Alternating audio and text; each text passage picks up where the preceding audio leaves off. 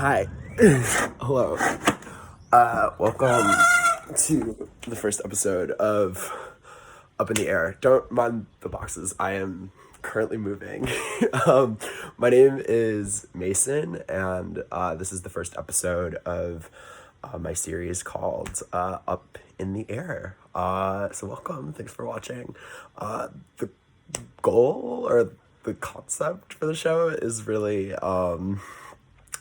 I know I'm not the only one that feels as though that everything is literally up in the air right now. I thought that was a funny title. Anyway, I'm trying to basically get in conversation with people I respect that I feel kind of makes sense of what the hell is going on right now. And I think shit's kind of hitting the fan, and I'm really trying to kind of piece together hopefully some sort of narrative that makes, above all odds, kind of sense to me. And I figured maybe this week would be a great opportunity to talk to a organizer, activist that I have been in communication with in the last couple of months since the multitude of different protests happening perpetually. It never ends. But I've been meeting and communicating with Chillian, an artist, organizer, comedian that has been organizing with a group called Abolition Park, a activist group that was organized during Occupy City Hall in July and has since then created an abolition network that has accomplished so much incredible on-the-ground organizing in the last couple of months. So I really wanted to pick someone's brain that is doing the work, who is on the ground, 7 days a week, and just really kind of seeing how it started, where it's going, the history of abolition, and kind of its kind of present tense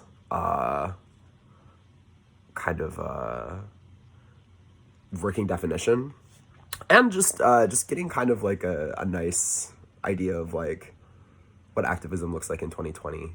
It takes on so many shapes and forms. So it's a pretty freewheeling conversation.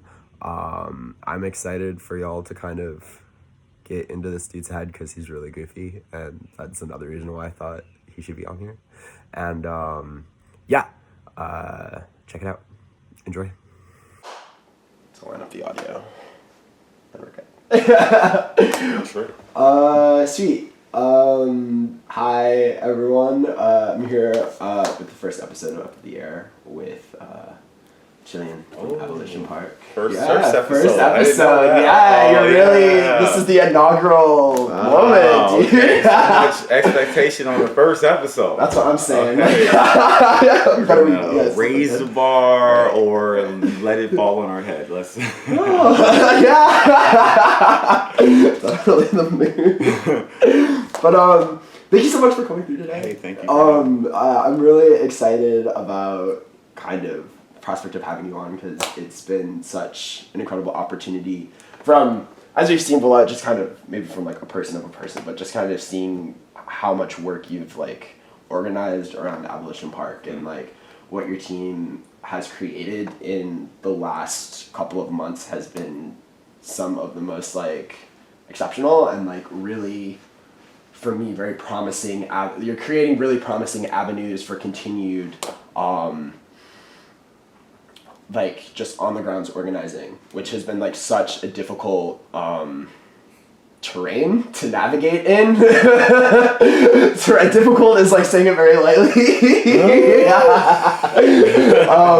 But organizing in a space that is set up for anything but that right now. And I'm really interested in just kind of hearing from your own personal experience, kind of not just the inception of Abolition Park, but where the ideas and knowledge that's been cultivated within your team is kind of going. And maybe some of it's interesting as we're kind of moving away from this summer into literally another season into fall. what's been created since you guys have started. Wow. So, yeah, maybe for the because Abolition Park was founded during the occupation of City Hall. Could you talk like a little bit about the group's inception and what was organized? Well, the inception of it, it started off with a march. Actually, it was a march that a partner of mine had me come to, and I had no idea. Honestly, to be honest, 100% honest, I had no idea it was going to turn into an occupation. I was at a march. I was at a march. It's like I got an afternoon. You know what? At a march, and then all of a sudden, people stopped marching, as marches do. But this one said, "We're going to just stay here." Yeah. That's it. I'm not going to stay here. We're going to stay here. Yeah. Right? Okay, that's a shock and a surprise. And then a couple days later, people are like, "And we're never going to leave." We're going to continue to stay here. And what the original occupation started off as, and the goal of it was to defund the police by $1 billion. Yeah. Which sounds like a lot of money, especially when you don't have $1 billion. Absolutely. But when you start speaking about a force like this one, and even when you start speaking about a force like maybe like the NYPD, you're not really speaking about money per se. You're speaking about power. Yeah. Right. It's a full culture. It's full culture. Yeah. So when some people would like to say that the abolitionists that were there and that rose from that were the individuals that decided to continue staying after the bill had been passed. Right. So first off, the bill was no one with any sense took that seriously, right? As if they were going to actually take $1 billion away from the police, exactly, and do something with it for anybody else. Yeah. So when they said, you know, they're going to find a way to make sure that the people are in place, regardless on money and where it's going, or they're going to have a way to reallocate the money in different sectors. However, they're going to play their games, and they played games for a long time. Absolutely, yeah. So when we centuries old, right. So come on, it is the game. We're going to be here in the game. That's how. Right. Yeah. So. After that, can't win, can't break even. Yeah. Anyway. Yeah. But we're trying. We're trying. And imagine that. Imagine being in a society or in a game where you are asked where you call out the number, you raise the stakes, you win the stakes, but you know that they're not going to pay. Yeah. You know that you're not going to get the stakes, and they say and they say that they are giving you the stakes. That's how much lack of faith we have in our government, our system. Absolutely. We didn't even take that seriously when we were asking for it, because what we really want is the hardest thing to give, and it's change. Yeah, it's change. It's immediate change, and it's a noticeable one. Absolutely. The two things that are the hardest thing to get if you're brown, black. Yeah, you know, anything but anything but white men. Yeah, and then you're gonna have a hard time getting it, depending on if you're, you know, what bracket of white men you fall under. Yeah, exactly. 100%. You know what I'm trying to say? Yeah, so that's why we're trying to say. Also, with the movement, a lot of white men need to fucking jump on board. Yeah, a lot of people. You know what I'm trying to say? Because this is when we speak about the police. We're speaking about you being policed. Yeah, absolutely. We're speaking about you being unjustly policed. And the reason why we're not talking about individual police officers is because the system transcends that. It's the state itself. It's the state itself. Yeah. Where are you going where you're not being watched? Your privacy. And I mean, just not too long ago, I mean, even talking about Breonna Taylor, that's the first time a lot of people even heard anything about a no-knock warrant. Yeah, exactly. You heard about a warrant. You heard about knocking. Well, wait a second. These motherfuckers can not knock now? Yeah. And then shoot bullets in places, and then now you can't get held accountable for it. So when you start speaking about... So all of that boils down to us not being realistic about the demand of it being $1 billion in the first place, because we didn't take that seriously, and we also, if they were going to actually give us the money, that wasn't going to be enough money to change anything. I like to say, and I think a lot of individuals like to say, that the abolitionists kind of grew from that, being the individuals that probably that wanted more radical change and more, we can say, drastic change and immediate change, something that we can see. Yeah. So when $1 billion in like a very just feels like an abstract to so many people to begin with. So I mean, when you're playing with monopoly money at that point, is what it feels like. That's what you know it feels what I mean? like. It's just like, then take a step out and realize that like it's all just language games. It's all just language games. Yeah. So it grew from that. Yeah. At a certain point, people had a vote, and people wanted to talk about if they were going to leave or not, and decided to stay. There's a lot of things that led up to that event that I don't have to bore you with, but a lot of other things happened inside the park to actually even introduce abolition. Yeah. And that comes, and a lot of that credit does go to, I would say, Abolition Park. Yeah. A lot of people in Abolition Park, if I'm going to say it with my own eyes, my own ears, that's where the conversation got started. I didn't hear anything about it until I heard it from them. Absolutely. So that's where. But to give you the facts, the straight facts is, it was started by other organizations. The occupation, those organizations ended up leaving. Vocal was one of the main ones that deserves a lot of credit for it even being there. And then the torch was passed basically on to other organizers that were eventually Abolition Park. Gotcha. And that's kind of, once they left, the politics of abolition started to be taught within the culture. Absolutely. And as the name of your team implies that you are abolitionist, is there a working definition that your team uses to define? There are, yes. I think more than a working definition, I think that we're actual living definition. Absolutely, Yeah, I think that one of the main things that came through, I know like this is going to come up in the questions anyway, but was that abolition, when we're talking about abolish the police, abolishing these things, we are trying to free ourselves from the system, and even psychological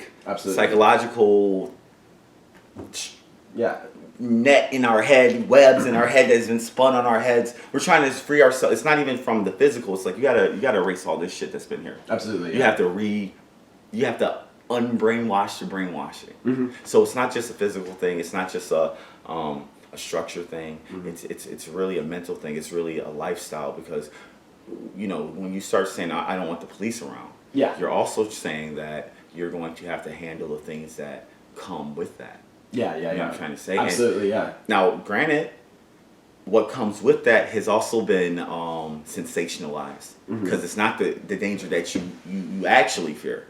Right? Because that actually is the danger. The danger is that if there is no police, or let's not say even police, let's say this system in the way that it is, if that's not there, we're not talking anymore. Now you're going to hate me, and we're going to be fighting now. We're going to be fighting. But that's the big problem. Because if we got that out of our fucking heads, we would be okay with not having the system to begin with.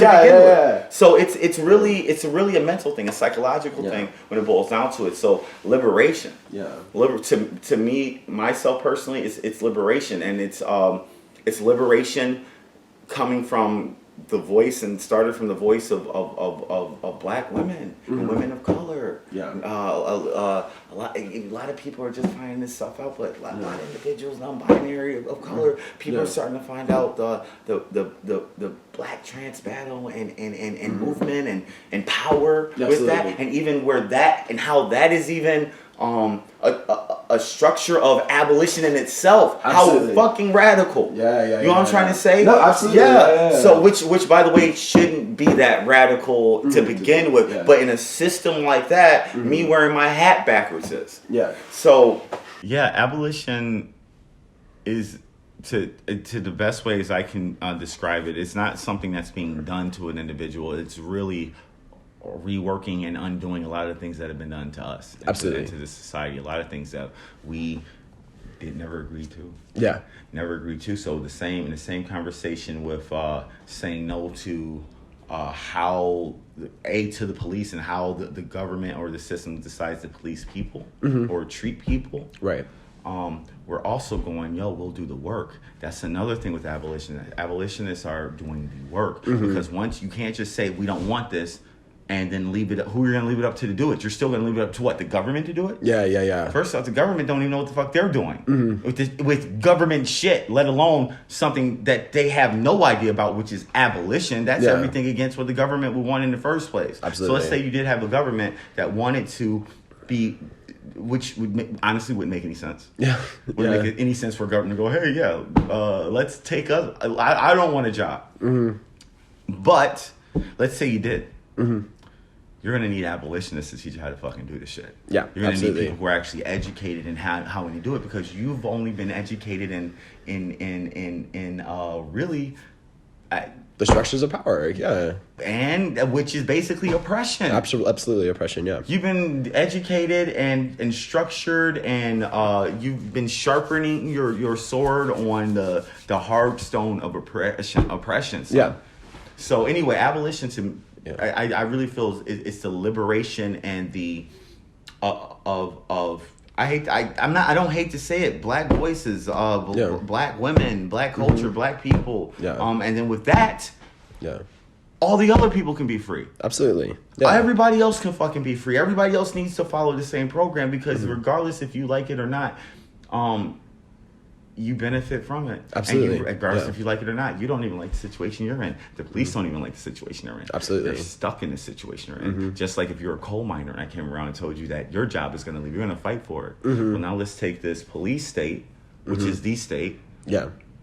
You got these prisons that are privatized. Right. And even if they weren't privatized, you got people in them who are innocent. And then you have the least of effort going in that. You as a concerned citizen would do more to get an innocent person out of jail than the actual system that got them in there. Yeah. And then we were just speaking about how they lock up protesters and how they take their damn time with people. Exactly. With minutes on people's lives. I was at jail support. I'm watching people get taken to jail in chains. So when you privatize prisons, someone's benefiting off of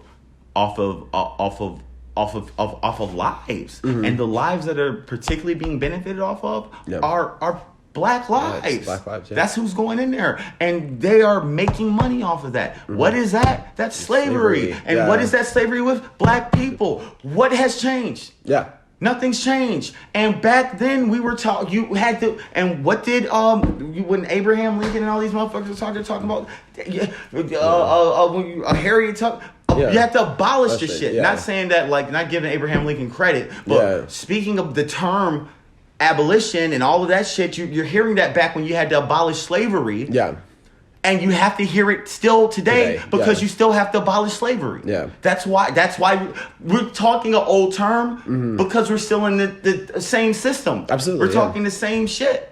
So it can be as simple as liberation, as simple as raising voices, black voices in particularly, because it's still not fucking happening. And if you want anything to change in here, especially if you're white, you want America to be great. You ever let one of these black motherfuckers talk? You better let one of these women speak. You better let one of these people try, because y'all have not been First off, maybe you have been to benefit yourself, but that's not even sustainable. The way you've been benefiting yourself, the way we hoard everything. So the other thing that came from Abolition Park and the occupation that Vocal started was, and this is once again, these are not new concepts. They may have been new concepts to people like me or other individuals in the space, but mutual aid.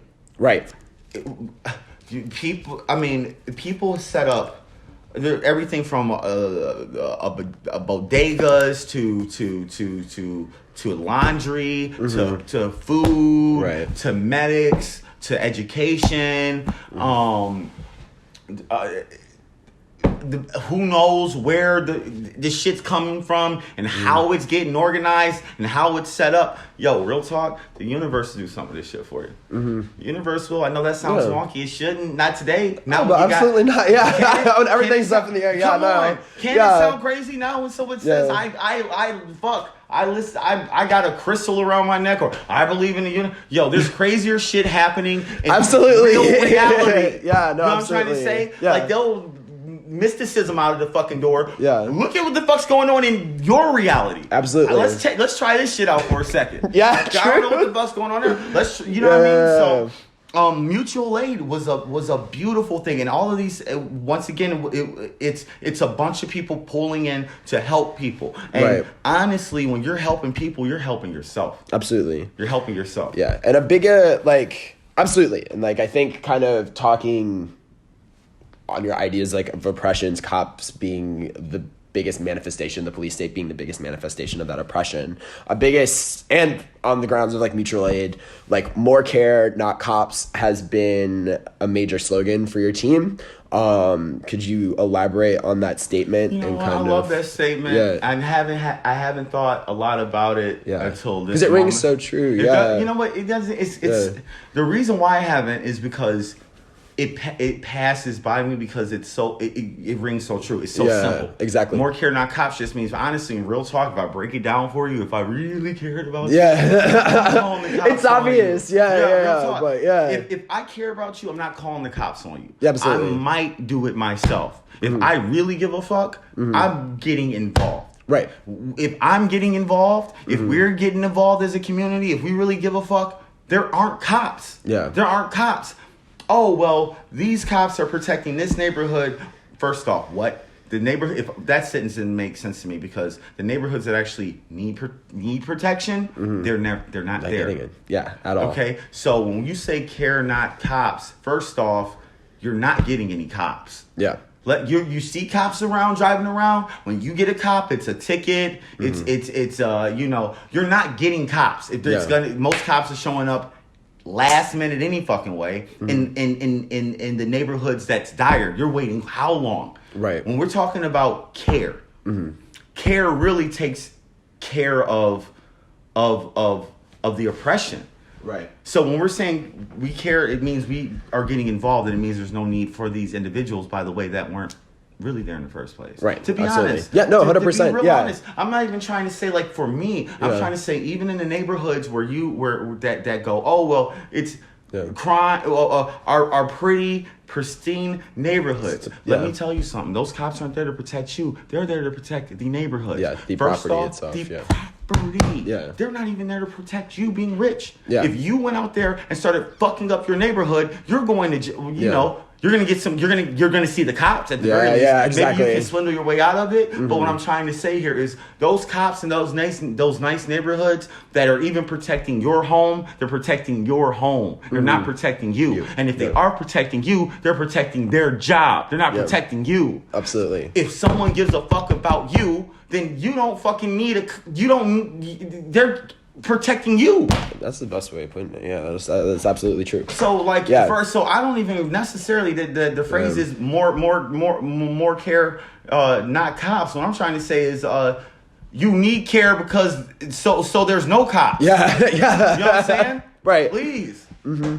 Yeah, absolutely.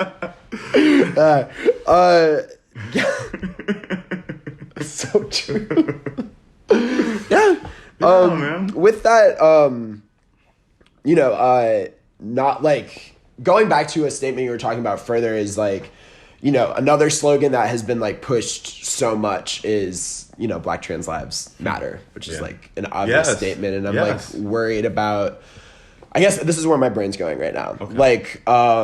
The hoarding of education, and obviously it has been a tool of oppression. Mm-hmm. We have a new woke general populace of people, I'm using woke in quotation marks, but just I think a lot of this year, and my major critique has been there's obviously been like a major distribution of knowledge, but a hoarding of, I think, a certain type of language of knowledge, language and knowledge that makes you aware of an issue that is taking place, and you're educating yourself without actually. And I think I really like your definition of abolition, which is actually participating, and it's hard. I think even participating. You being the one doing it. Yeah, exactly. You being the one doing it. Yeah. You know what I'm trying to say? Like, that's really what it is, because most of this shit is us asking people. Yeah. And we spend a lot of time asking people and not a lot of time doing it. Yeah. And when we're doing it, we're also educating people. Not to cut you off, but it's not no, just true. It's fucking you're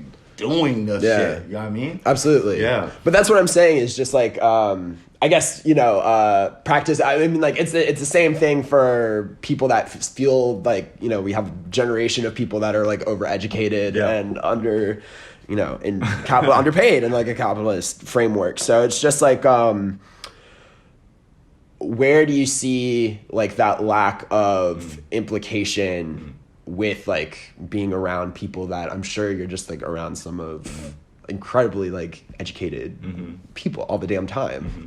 How do you think that's framed the way that you've shared knowledge, educated people about the work that you and your team are doing, and I guess maybe kind of like your hope and desire of like what that will lead to? Even as you're speaking right now, everything directly that I'm saying with you is directly because of these educators, these leaders, and particularly these black women, a lot trans black women, a lot of non-binary individuals. These are the leaders. Yeah, you know what I'm saying? Like, I mean, the reason why I'm even able to speak so well on it is because of them. It's just because it's because of the education that I've been picking up. And that's the other thing about education. We have such a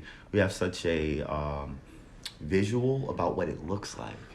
So you might think it's in a classroom. You might think it's in a school, and I think that's the biggest that's the biggest slap in the face. That's the biggest because it's a lot of it is also on the street. Absolutely. Particularly abolition talk. A lot of the education, a lot of the things that have been the things that to be spoken about, the things that you need to know that not everybody knows, had to be in the street. Because they found out that you're talking about it in mainstream, in the public, you get killed for it. Absolutely, slaves had to go and make it up in songs and speak about it in churches when churches aren't open. So even the way we look at school kind of has to change. Absolutely, Not just because of what they are saying and teaching in schools, but just the structure, which involves that, but the structure of just how we even think that the way people learn is in that framework. All of it has to be kind of looked at, and in that case, that takes everybody's work. So you might go, well, then how do you do something like that? We don't have that many teachers, because you might have students that will do well in a classroom structure, and then you might have students that do better in a different kind of structure. That's actually, and there were schools kind of built up like that in New York that I heard about, where there are certain schools built up to where kids learn out of school through experience. But the thing about that is the way it is right now with the schools is you have only a certain amount of teachers. If everybody's educated, if everybody becomes a teacher, if the education is this teacher educates you, each one teach one, there's no shortage. And then if it's not structured in just a classroom setting and seat, then there's real world implication. Exactly. There's no overflow of students in the street. Everybody can get. There's a lot of shit happening in the street. Education's happening out there. So not only has it changed how I looked at school, even the way I'm articulating this to you right now is directly influenced. Not even influenced. It's directly because of them. Them. Absolutely. That's it. So, and just to say this, for individuals that are not interested in a school, this isn't me sitting in class. Some of this shit's just conversation. Absolutely. Yeah, definitely. And I think a perfect example of that is within like your occupations that your team is organized, walking tours, free food programs, sit-ins, and then just like council meetings within your own team, I think just kind of are really great tangible examples of alternative modes of education that actually have real world implication, and then at the same time are creating these hubs, these nodes within network that actually, you know, education is all about. That's the thing, is just like education should be like a thing that's perpetually distributed, you know, because like it's never, but you know, like you think of, absolutely, when you have the framework of a school system, it's supposed to, you know, it's all privatized, you know, so it just like it how did they do that? How did they put the information on lock and key? You know, like how did they? Everybody should read the book Ishmael, amongst another litany of books. You know, I mean, anything in the Marxist categories, and I mean, of course. But I'm going to tell you about Ishmael. Please. Because I know a lot of people. There's a lot of books I could be reading. Yes, there is. Okay, I'm one person. Okay, and also I'm, you can do so much, but. And, you know, I also, there's a lot of pressure, especially my first, anyway, I'll get to that later. But with Ishmael, in the book, and the reason why it's such a good book to read is the way people are, the way society is just structured. And the actual tools that we actually really have to fix all of it. Right. If we can just get over the whole mentality of having to have every fucking thing. Yeah. A lot of this is understanding what you actually can do. And once you stop thinking that you can't do it, it's all possible. Yeah. So I would have never thought anything that would happen at City Hall, staying there for a month like that. No assistance from a government. People by the way, it was a zero cop zone. It was a zero cop zone right across the street from where the police were at. Right across the street from where all the cops are.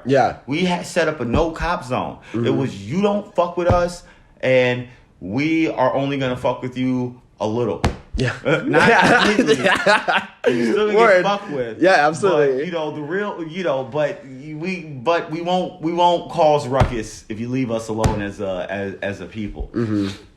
So anyway, I think that I gotta circle back to your question. With the education of this space,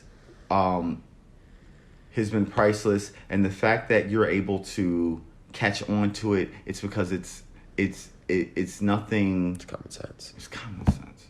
It's fucking common sense. And how long have you been dealing with stuff, having to be okay with even a little shit? For instance, this is not little shit, but we're not okay with homeless people being on the street, and then there's the winter's coming up.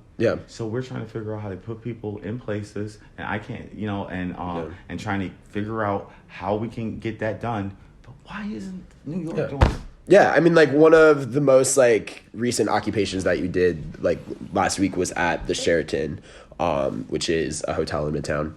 The call to action was to have 20 rooms provided at the hotel until the spring of 2021 for homeless people.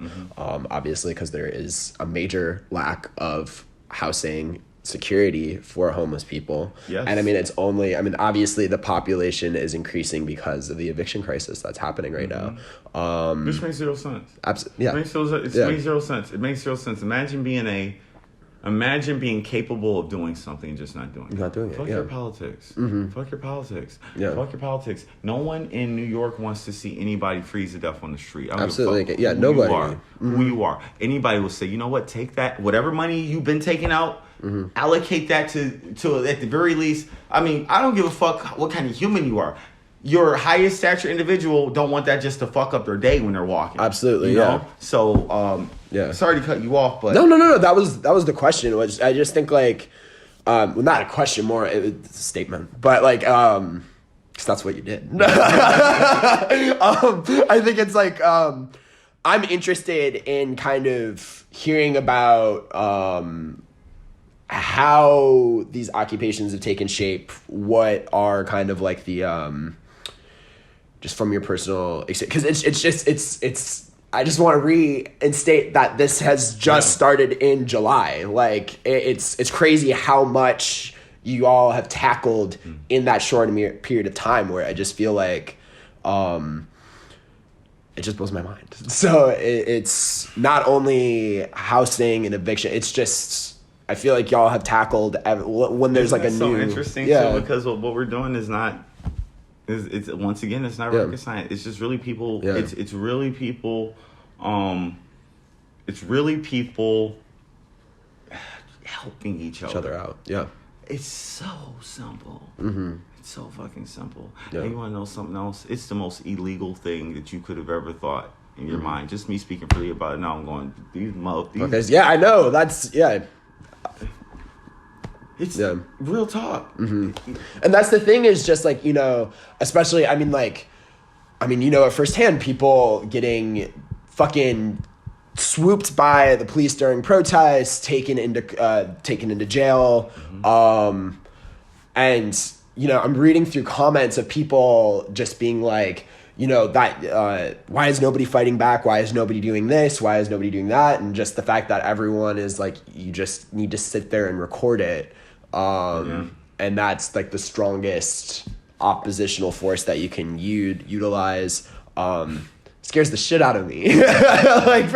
Just like in a general sense, when we're talking about surveillance capitalism, this like surveillance state that is like propagating, and the idea that like this removal of the immediate while it's happening in real time is the only way to kind of justify its existence.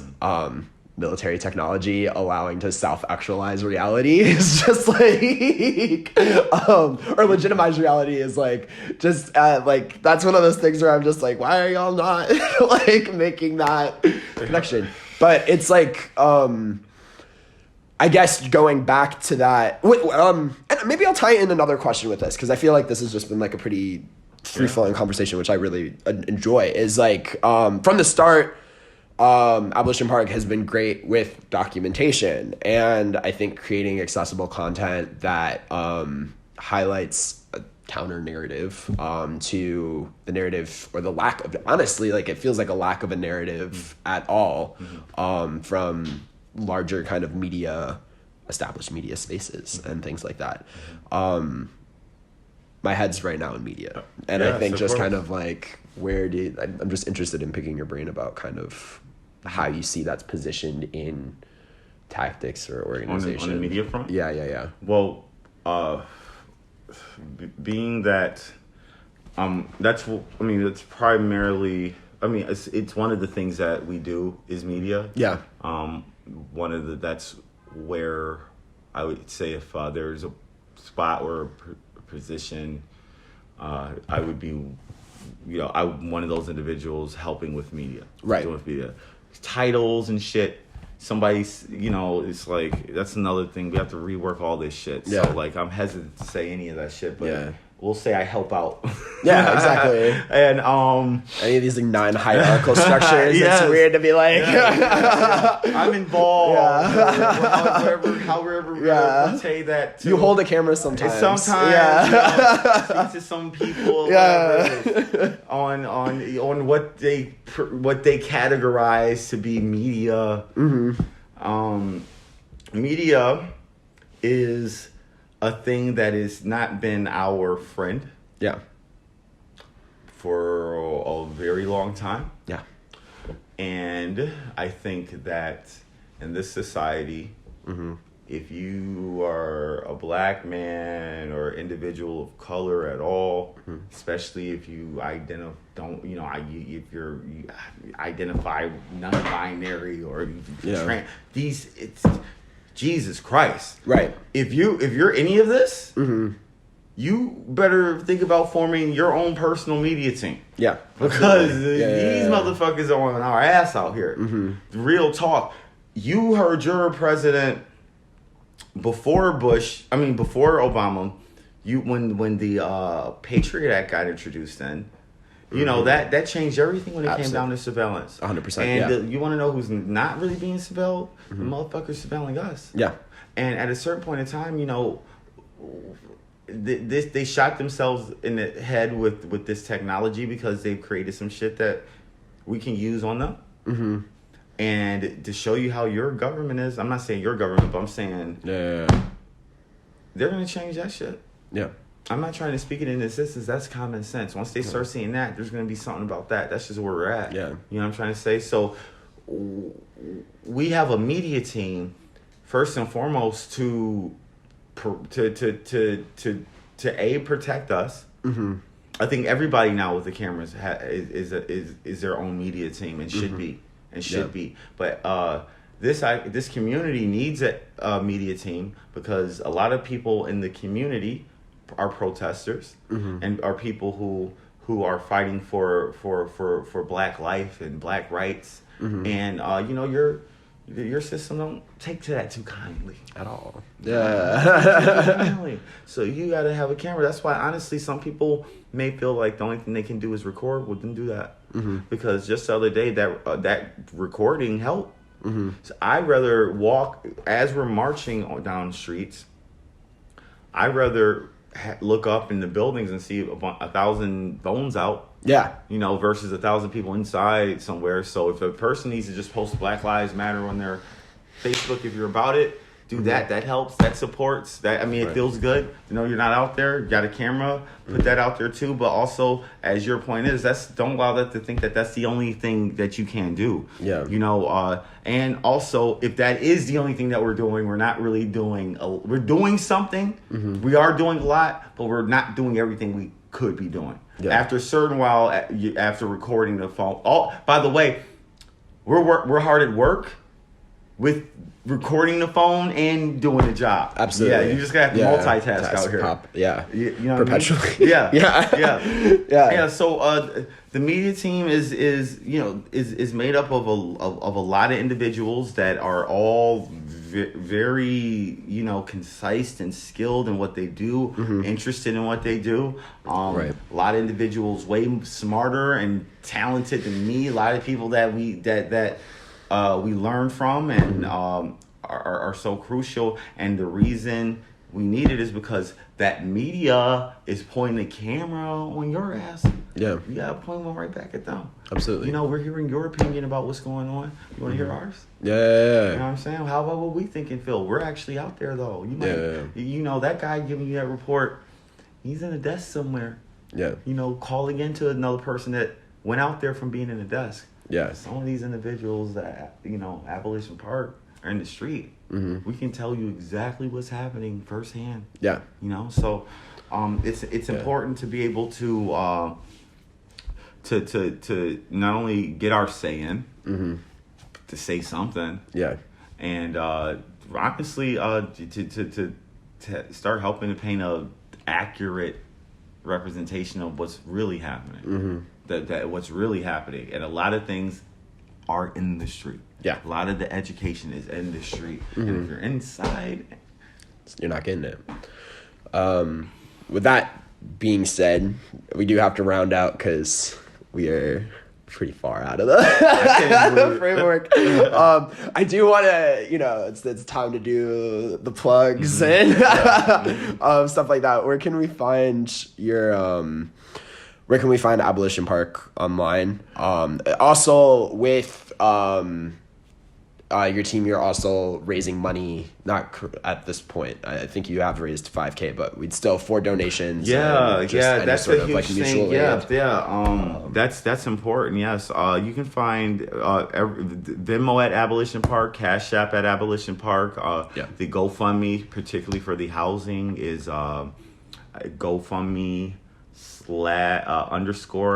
GoFundMe _ at Abolition Park. Was it .org? I can't. I'm sorry. Yeah, no. Well, I'll find it and then I'll put it where in the description. Yeah. How many I know, but I try. Yeah. It's a lot of shit to remember out here. Yeah, no, 100%. Yeah. I will have that. It's like / No. Yeah. On all serious. Yeah, it's Abolition. It's GoFundMe / Abolition Park at you just text it to me. I'll text Alright, cool. We'll put it up. Sorry, but if you don't understand that, you definitely understood Venmo at Abolition Park, Cashapp at Abolition Park, or you just give the cash, pull up. Yeah, exactly. We'll get you a way to get the money, even if I shamefully fucked up the GoFundMe. But you can don't let that be the reason. You put a motherfucker in a home. Don't let it be my fault. Because motherfuckers don't like that. Or he fucked you. That's when they shut up their phone. That's like, you got him up until right now. That's not on me. Yeah. Okay? You really want to help out. You'll wait until you'll look underneath this video and see the link that my boy is going to play. There we go. Yeah. Jesus Christ. Yeah. All right, we'll word. We'll link or get the money to the Venmo or the Cash App. You'll get the money to the thing that it'll get there somehow. It'll get there somehow, dude. Jeez, all right, well, man, it was a pleasure. And Thank you so much. Abolition Park. Follow Abolition Park on Instagram. Right. And also, we're gonna be doing a lot. Thank you for this interview. Of course. Really appreciate it. Yeah. Mm-hmm. Cheers. Yeah. Oh, that was great. That was very fun. Okay, I had to put a hat on because my forehead was like taking up like too much camera time. Thank you guys for watching the first episode. We'll be back next week with my really good friend. I'm so excited for y'all to meet him, Chillian Watkins. He is a doctor working for the New York Department of Health, and we're going to talk about COVID organizing and just the multitude of crazy ass things that have happened this year. I don't know. I'm trying, y'all. As we mentioned at the end of this episode, Abolition Park's Instagram will be linked below, along with their GoFundMes and Venmos in the description below. So go check that out, and please donate, because I can't think of more. There's just an incredible group of people that are doing amazing, tangible work for our community. So I'll put it down in the description below. I'll see you guys next Monday.